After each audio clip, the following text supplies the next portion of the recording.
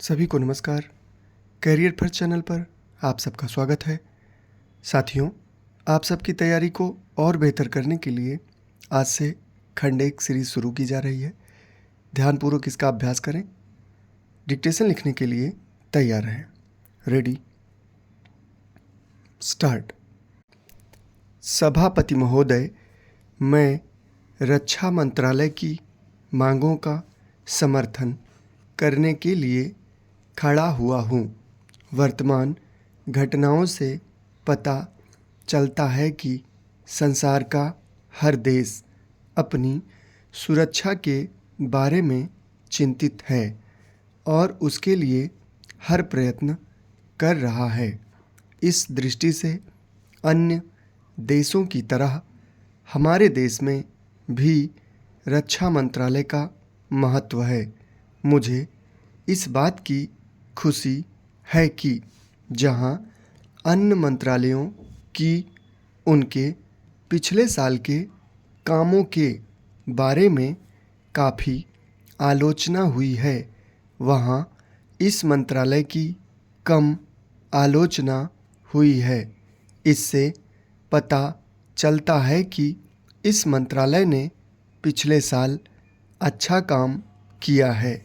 मोटे तौर पर किसी भी देश की सुरक्षा नीति का लक्ष्य यह होता है कि दूसरे देशों, खास तौर से पड़ोसी देशों के साथ मित्रता के संबंध स्थापित हों और हम एक दूसरे के मामलों में हस्तक्षेप न करें।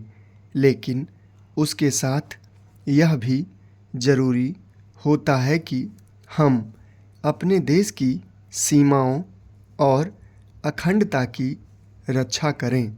इसलिए हमारे देश का यह कर्तव्य हो जाता है कि हम अपने पड़ोसियों के कार्यों पर पूरी नज़र रखें, क्योंकि आज तक हमारे देश पर जो संकट आए वे हमारे पड़ोसियों से आए हैं।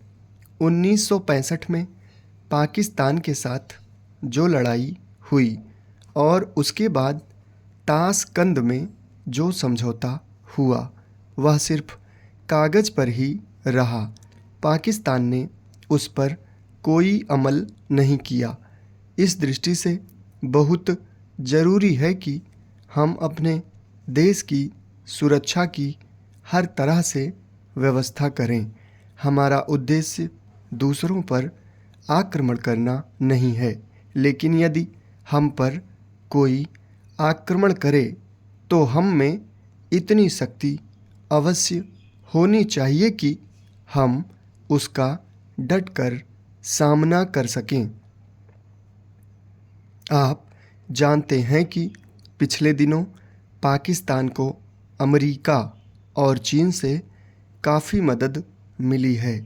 रक्षा मंत्रालय की रिपोर्ट में भी कहा गया है कि पिछले साल अमेरिका ने पाकिस्तान को 1500 करोड़ रुपए की फौजी सहायता दी है।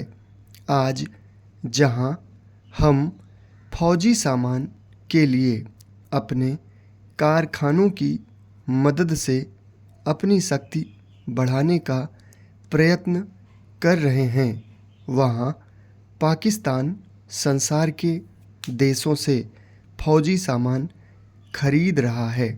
अपनी नीति के कारण वह सब देशों से लाभ उठा रहा है। मेरा सुझाव है कि हमको भी अपनी शक्ति बढ़ाने के लिए संसार के अन्य देशों से अधिक फौजी सामान खरीदना चाहिए। आज तिब्बत की सीमा पर चीन की 1.5 लाख फौज खड़ी है। समाप्त। धन्यवाद।